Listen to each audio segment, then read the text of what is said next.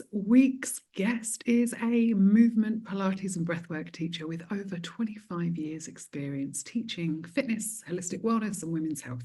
She runs her popular Pilates studio in County Durham, and she fuses the physical and the mystical, believes that true health encompasses all the bodies of wellness: physical, emotional, mental and spiritual.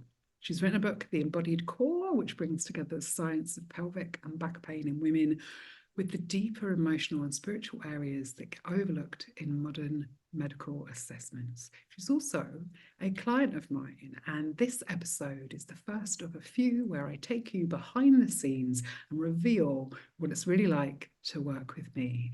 This one is the one about becoming the wisdom well. You are listening to Adulting with Ebony. Season 7 brings together neurodiversity, human design and embodiment so that Gen X or millennial misfits and late diagnosed neurospices become empowered, embodied and fully expressed. This is the show where I actively encourage you to feel your feelings rather than think them. Glow up, not grow up, and become full of yourself. Because who the fuck else should you be full of? Each week, I have real and raw conversations about what it takes to be fully resourced and have happy, healthy, intimate relationships as a dopamine-deficient adult wanting to create a better future by being the change that you want to see in the world. I am your host, Ebony Allard, aka Ebony Alchemy, a late diagnosed ADHDer, combined type and Asperger's in case you like specifics, artist, mystic, and self-actualization facilitator. I'm an international award-winning multiple brain integration technique master coach with special interest in embodied human design for neurodivergence. I've been in the personal development, creativity, and entrepreneurship spaces all of my life, and as a 5'2" emotional manifesting generator with a left angle cross of distraction, I am here to help you know what to trust and what to tune out. Each week, I share relatable, practical ways that mean you get to take less responsibility for more reward and safely remove your camouflage for more belonging, acceptance, and fulfillment. Ready? Let's go.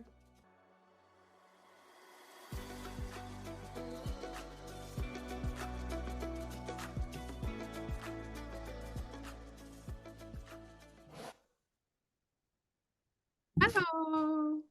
Hello. I'm excited for this conversation. You are the first in a little series of Adulting with Ebony questions or interviews or whatever we want to call them, where I thought I would bring on clients and have a little bit of a conversation about adulting and actually like what's changed or what your so if I describe myself as a self-actualization facilitator, right, which is fancy pants, right, for helping you become potentially more of an initiated adult and also more childlike in your relation to life, I guess I kind of wanted to have the conversation about what your journey's been like, whether that's how you would describe what it is that we do, all of those sorts of things. So there's no like set format necessarily. I just thought I'd have a conversation about where you were when we started, what the actual working with me bit, and where you are now. How does that sound? That sounds good. Yes. So when I first contacted you, I think I first found you on when you did a presentation on the breathwork course that I was on. You did a masterclass, and a lot of the stuff that you said actually resonated with me about having to rebuild your business a couple of times, and I've gone through similar situations. So when I contacted you and you were like, I don't really do business coaching, but I do business coaching, but I wouldn't describe myself as a business coach. I'm more of a self-actualization coach. I was like, I don't know what that means, really. I didn't really know what that would encompass. So when we started working together, I didn't really have any expectations, although that I knew that I was ready to take my business to the next level, and I knew that I had things that I wanted to achieve with my business and places that I wanted to go with it, but I wasn't sure how to get there, like the mechanics of it. Well, maybe I did know the mechanics, but I just needed someone to hold me accountable to all of that stuff. And then when we started working together, I was like, oh, and I think I was a little bit resistant at first. I was like, yeah, I know who I am. I know what I want to do. I know where I want to go. And then we had like a moment where I was just like, I had a massive breakdown moment. I was just like, I can't do this. I don't know what I'm doing energetically. And then it was just like, actually, what Ebony's been doing is like getting me to this point of not almost breakdown. That sounds like really dramatic. It wasn't like... One of my clients do this, right? You're not making it sound any less scary. But I want to go back because I love this and I want to go into it. But I also want to know, like, if you thought what you wanted was a business coach and you thought what you wanted was accountability in the nicest possible way, why did you say yes to working with me? Because we've just, like you've just said, I said I'm not a business coach. And I probably also said, I'm not going to hold you accountable. It is. That's what you were looking for. And then like I appeared in your world and right, like, what was it that actually made you say, yeah, I'm going to give you more money than I want to for something that isn't what I said I wanted? I don't know, but something felt like, now that I know that I haven't worked with you, how I make decisions, cognitively, I cannot tell you what it was because I don't know. It wasn't a thought process that I went through. It was like, oh, Ebony's got that thing that I want. It was down here. It was my gut that just went, yeah, Ebony's the coach. You need to have her and whatever it takes. And as I've been working with you now, and we've been looking at human design and like manifesting generator and all of that kind of stuff, it actually makes sense now that I just went with my gut feeling and I knew that whatever it was that you were going to offer was going to be the right thing. But I didn't know what that was. And I just want to make, like, I love that you've shared it like that because it is that is how the best decisions are made, from that place, not from this place, right? But like, so not from your mind, not from logic, but from your own authority and your strategy. And like you said, you responded. Like I was in a breathwork facilitation, like training, like I think it was on leadership or feminine leadership as well, and there was a response. And then we had conversations. And again, your mind said accountability, business coach, next level. But the body had other ideas and was like, okay, go on then. You know, I am saying yes, apparently I'm going with this. And so that does take a certain level of courage. And then also, like, as we've looked at your human design and the 2-4-ness of, again, of like, you also said, maybe I did know the strategy. Yeah, you did. You're a 2. You know everything. You don't actually need me to tell you what to do. But often it's that clarity, that focus, the management thing of like, I need to do everything right now. What do I actually do first? All of that, I think, is where we've actually gone with it. Yeah, I would agree. And actually knowing that that's how I work, I used to think that that was like me just being really disorganized or unprepared, or, you know, but actually I know that, like, I've never had a lesson plan for the last 20 years of teaching, you know, and some teachers have lesson plans for every single lesson. And I'm like, I rock up and just see what comes through. And I thought that was me being unprepared or not being professional enough because that's what we taught that we need to do. But actually it's not. It's that's my intuition, that I can read a room and know what comes in and trust that I know that I will teach the class that is needed right there, right now, rather than one that I've prepared maybe 2 months earlier. So, and yeah, I'm at the 2 line in me sees the 2 line in you, right? How has knowing your operating system and like you said at the beginning, you were a little bit resistant to going further into the human design and the mechanics and like all of it, really, of like there was a little part of you that was like, just give me a strategy. And then we went beyond that. But how has knowing your human design and understanding or being shown these parts of yourself and then checking it out for you, how has that impacted your confidence, your energy levels, your clarity, all of that kind of thing? Well, it's given me a real sense of that it's not a fault with me, that that's how I work, and that I accept that part of me now and embrace it more. Like, I don't worry that. Yeah, I think before I used to worry and think, oh, I haven't got a plan, what am I going to do? But then actually, I don't actually need a plan because I just know what to teach anyway. So that bit has helped. But also, it's given me real clarity on, everything happens in its at the right time, and I just trust that now. Whereas before, I think I used to be a bit like, push, we need to do this, and the more you push, the less things happen. And actually, the more that you sit back and just accept that things will happen at the right time and don't stress about it. And when you remove all those layers of conditioning and all that stuff that we carry around with us, because we all do, it actually, things happen just in the flow and at the right time and the rhythm. And it's actually a lot less stress. It's a lot less stressful to be like that. It's also gives you much more clarity because you're able to look back and see the bigger picture rather than being in the picture. And also, it gives you, when you've got clarity, you've got power, because then you know where you're going, you know what you want to do, you know which rock to grab onto in the flow and which ones just to let go as you're flowing down that river of life. So what have we actually done? So you signed up for a 3-month package, or like an offer that I was doing at the time, and Yeah. then I offered you the opportunity to work with me for 6 months. And Yeah. again, like, this was a decision. This was a fork in the road and an opportunity to say, no, I've learned some stuff about me. It's all cool, thanks. Or to stay and to commit to 6 months. Now, as a manager, again, the longer term commitments aren't necessarily a yes. And it wasn't a small amount of money to work with me for 6 months.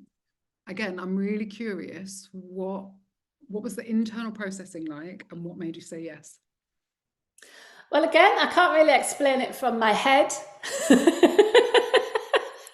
keep asking me to explain these things that I can't explain. It was like, yes, you need to keep working with Ebony, because I felt like at that point we were on the cusp.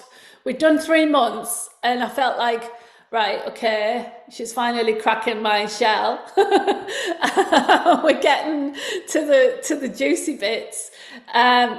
And that I just needed to let those juicy bits flow and bring in more juice and let juice out, let juice in. And had anyone else got, like, when you said she's finally cracking my shell, like, is that an experience that you'd had before? Like, had people actually seen through the armor, or the like pretense, or the smarts, the intelligent? Had anyone seen through that before in quite the same way?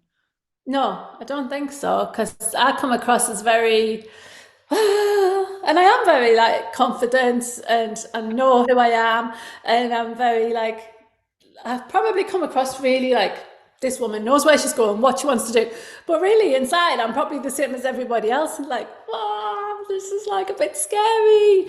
But I don't let that bit stop me. But it is that kind of, and you were just like, yeah, just let that bit go, let that bit go, let that bit go a bit more. And I did, actually. You're the first person I probably have just let that bit go and just thought, actually, yeah, where is all this coming from? Where do I want to go? What do I want to do? And be more reflective. I think the little group as well that you ran over Christmas, the siren thing, was really good as well, with all those reflective questions and actually diving into what, where, why, how, where do we bring pleasure in, and all of that kind of stuff. Like, when you actually stop to think about these things, it's actually really empowering. And I think that's where a lot of women don't do that. We just tunnel vision. Well, and also I think there's the resistance piece, and a lot of people have fear because they don't know what the answer is going to be. And a lot of the time, people's resistance to working with me is that I will reveal, there are things that the unrevealable things, or the truth, or and often people say, you hear and see all the things I'm not saying. And for someone who is quite protective, quite private, quite controlled about what they put out in the world, which I am too, right? It is really scary for her to have somebody see beyond that. but it also unlocks a place of intimacy that, as you say, is actually once you're there, you're like, oh, this feels good. Like I'm opening up safety and power that I didn't even know I had access to. Yeah, yeah. And I remember you saying something when I was, because I've always been posting stuff with kettlebells in my hands, or like doing some Pilates move, or doing something, and you were like, where are you? Where's you? And you're like, you're all over, but there's nothing about you. And I was like, you know what? Yeah, you're actually right. So I did start posting more kind of like intimate things, I guess, like more about me and my journey of where I came from to where I am now. And actually, you know, like I'm just the same as everybody else, just going through this thing of life. It's just that I made conscious decisions to set up my own business and start doing stuff that's really good for my health. So where I am now is not where I would have been if I hadn't made those decisions. And, you know, it's not that I'm special, it's just that. Well, you are. You're totally special because you made those decisions, right? And every single one of those micro decisions is terrifying. Yeah. And stopped plenty of people. And one of the reasons why I wanted to share that is so that you know the working out is happening on the outside. And I think particularly for two lines, it's so difficult to do the working out on the outside because we just do it. We don't even necessarily recognize that there was working out happening. Yeah. And we're able to share a little bit more what feels vulnerable, because for us it requires like a process of going from feeling and instinct into like processes and words. That can be really, really powerful. And you know, since working together, you have written a book, finished a book, launched a book, created a group program, created structure around all the information and all the programs, Manage and Style, that you've made, and pulled it into one thing so that it is, one, more accessible to other people so they can actually understand what their journey with you might be, where it's going. But two, is spreads your energy out less, so there's less power leaks, and allows you to still have fun and be spontaneous, but also know exactly where you are in your journey and in your business. Does that feel true for you?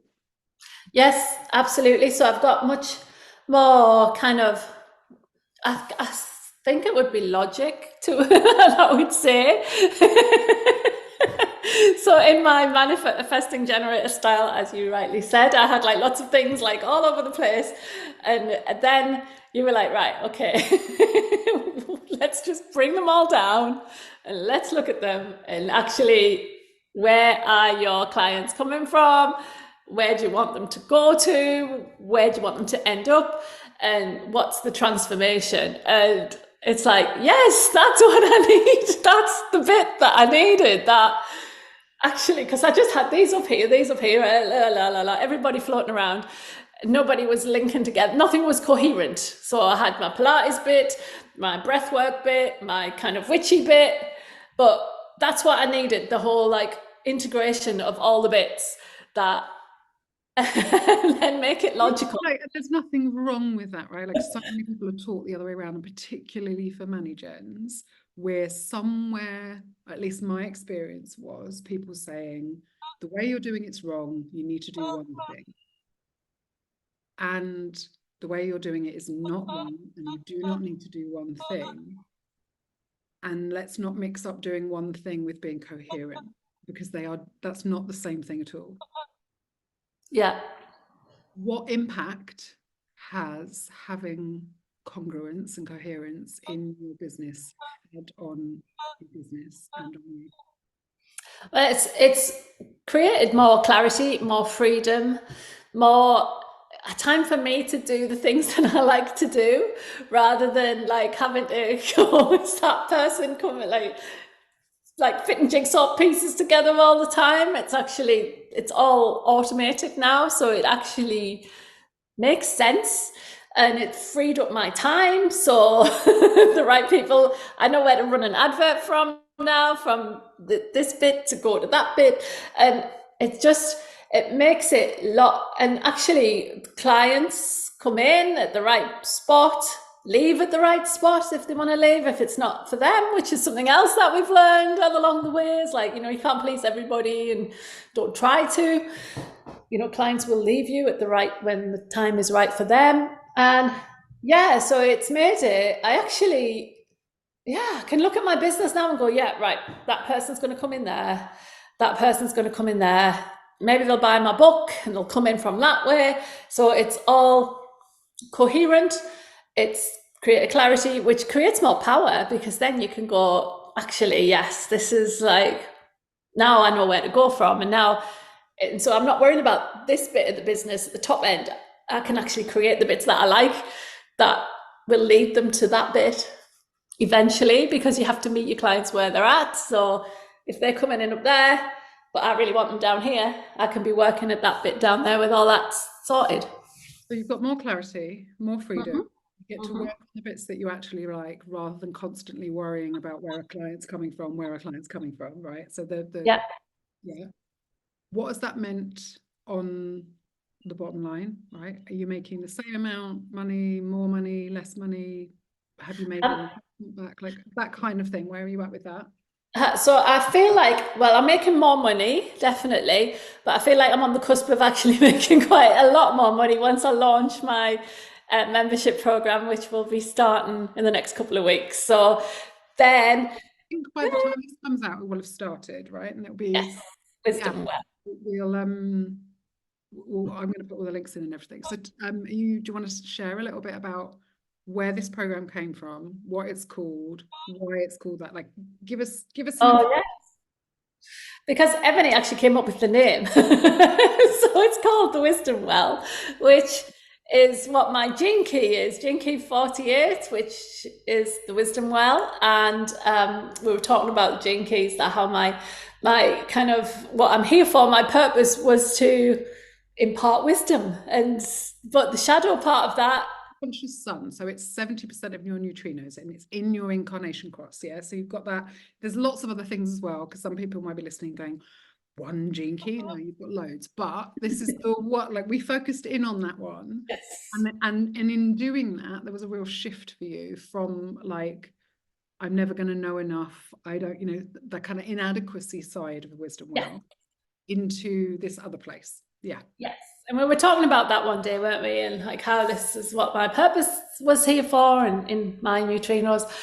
And then you went, oh, Wisdom Well would be a perfect name for something, wouldn't it? So yes. And when you started talking about that, and actually that's where I've come from, was that inadequacy, that I have never felt that I would know enough. And I used to spend fortunes on like I've spent absolute bomb on training courses and stuff. And you know what? It all actually comes back to, we know this stuff inside already, and it's just actually starting to bring it out.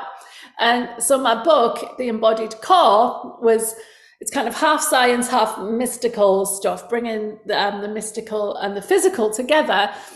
And then the Wisdom Well kind of follows on from the book, and it's where we're going to go deeper into all the juicy stuff that we don't really talk about on the socials and stuff like that. And I'm going to go really into all these things that as women we're taught that we need to do certain things, but actually that's often coming from, no, I don't want to be like, say, like in a patronizing way, but from male trainers who are going, you need to do this, you need to do that, you need to lift a load of weights. But actually, if you're wetting yourself and when you lift a weight, that is not a good place to come from. You need to build from the inside out.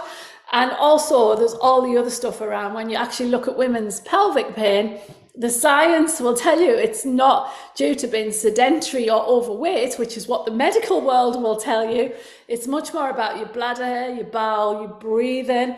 And then that comes down to like stress levels and how you manage your stress, how you manage your life. Then that comes into boundaries and archetypes and patriarch and how you react and how you've been told that you need to be. But then actually, who are you? And that's what the Wisdom Well is about. It's about this cusp that us women of a certain age are going to be heading in towards, this second spring. And it's actually like, holding a mirror up to yourself, and because by the time we get to this age, it's like, who actually are we? And your children are flying the nest, your body's changing, your hormones are changing, and possibly you've got to this point, never ever asked yourself that, and it's like, let's face up to it. Or have an idea of who you are in your mind's eye that hasn't actually evolved since the last time you, like, since you went through your Saturn return, right? Since you were like 28 to 30, you had this kind of stepping away from your parental paradigm, but you're Yeah. into an element of your own authority. And then maybe around your mid-40s with your Uranus half return, you have this like midlife crisis of like, who am I actually? And then in those late 40s onwards, like you say, we get to enter this second spring, and in some parts of the world become the wisdom well, and in other parts of the world dry up, become useless, unseen, invisible. And that is a choice. And what I love about what you're doing with this program is taking people on a journey and an adventure where they get to choose what this next part of their life looks like and feels like on the inside. Absolutely. And we have so much more power than what we actually realize. And when we, like you say, you can try and fight it and, cause maybe more problems, or you can embrace it and actually really knuckle down and go deep into it. And what does it mean? How am I changing? Why am I changing? What can I do? But come in it from a really loving and feminine way, rather than we've got to do this, we've got to do that. And don't get me wrong, I love weightlifting and I love all the physical stuff, but it's coming at it from a loving perspective. Yeah. For your body.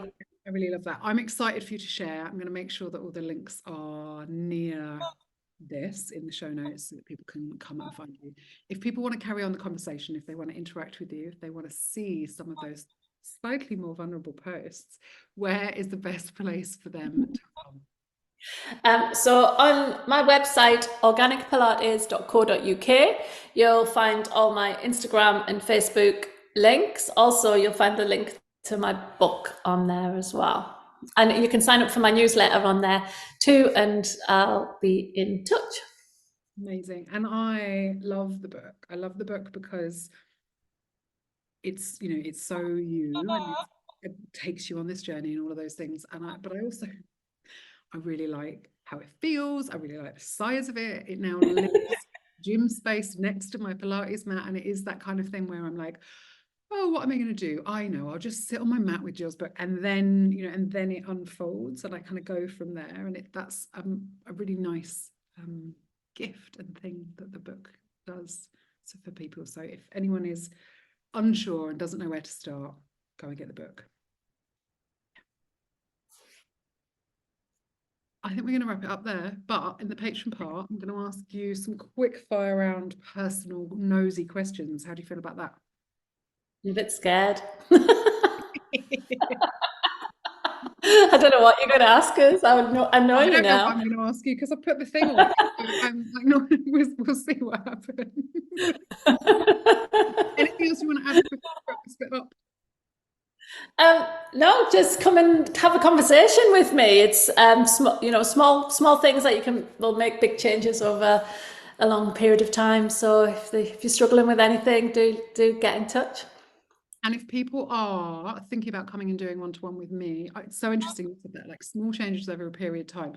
Again, like, I think one of the conversations we had last week was around that, right? Of like, it's almost like you don't see the changes happening within yourself. That when, like, at the beginning, there's always that, like, at least the pattern that I see with one-to-one clients when they come and work with me is, this is really scary, and there's a level of defense and resistance, and we've talked about that a little bit, and then that drops, and then it's almost like, oh, it's just conversations, right? And we just hang out and we have conversations, and I'm pretty sure there's a tiny part of your brain, or any one of them, like, is this even doing anything? We're just chatting. And then there's this bit, and this is what you were saying to me the other day, of like, whoa, so much has changed and I hadn't even realized. Yeah. Does that Yeah. does that feel accurate to how you would describe the journey? Yeah, and sometimes I can't even remember what we've talked about. It's like, but something's happened. I mean, look at my hair. I didn't even have hair. Like, I didn't have green hair when I started No, working I with. might get you to send, and I might put it in the show notes actually, because like your transformation has been physical, intellectual, emotional, and spiritual, right? Like the whole thing. Like you don't look like the same person. Your energy is so much bigger. Your goals, your ambitions, your desire, like all of it is just massively expanded from where you Yeah, were. yeah. I feel like I've stepped into high priestess energy or something. Like, really have. And you know what? So many people have commented on social media, like, you look like you're stepping into your power. And I know I said this to you the other day, like, every year you go, I feel like this is the year for me. And I actually do feel that this year. And I feel like actually energetically it's different. It actually feels different. This is just what happens, I think. Yeah. And I would say that's self-actualization. And so, we started with the like, what even is? What does it mean? Yeah, well, it's that. Yeah, Yeah. And so has your understanding of what self-actualization is changed? yeah, because this is it. Um, Where do I go next? What will happen next? oh, totally. And so my last question before we do go into the other bit, at the beginning you were like, I was looking for a business coach and accountability. And then you got me. If you were to describe to somebody, not using my language, using yours, what I actually do with people, what would you say it is? Good question. I would say you hold a mirror up to them and then drag them through a little bit and around and shuffle them around and shake them up and then rebuild them, but better. In a very nice way, in a very gentle way, and a very kind of you end and you're like me now going, how did I get here from a year ago? Thanks. I am really going to try. I'm like, every time anyone describes the process that you go through with me, I am yet to find anyone who describes it in a kind, gentle way. So, and other than resistance, has it actually been painful at any point? There has been moments of like, actually, yeah, pain. That was not the answer I was looking for. Well, I wouldn't say it's physical pain. You don't get your whip out or anything, but I would say there is moments where you anguish, maybe. I'm going to go with a different question. Was it worth it? Would you recommend it? Yes, yes, yes, and yes, absolutely. I'm going to leave it there. And for me, ultimately, the proof is in the pudding, as they say, right? Like you wouldn't be coming on this podcast, showing up for me. We wouldn't be having this conversation. The energy wouldn't be the way that it is if that wasn't true. And